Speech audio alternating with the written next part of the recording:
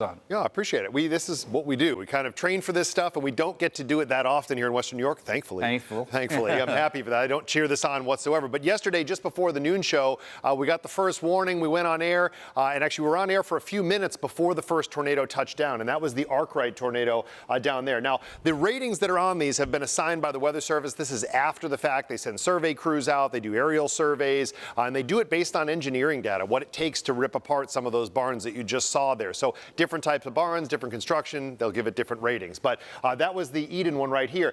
If you notice, all of these look like they're in a line. They were all part of the same parent thunderstorm. It was a supercell thunderstorm, so it was a slow rotating thunderstorm. It had a rotating updraft, and it was able to touch a tornado down a couple separate times.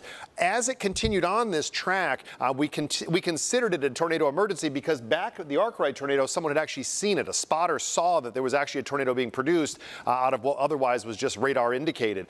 So that's why as this continued, we took it so seriously, and it's just interesting to see how basically, if they look along this whole path length, you can see where it touched down for almost a mile there, just about a mile and a half there, and another mile as it worked its way up toward Genesee County. So thankful that there were no injuries reported from all of this, but there is certainly some damage, and that's what folks are now working on dealing with. And the supercell thunderstorms, because they have that rotating updraft, can actually hold together better over longer distances. I'm glad we didn't have any longer path lengths than what we had out there. I was actually concerned about that yesterday for how long we tracked them.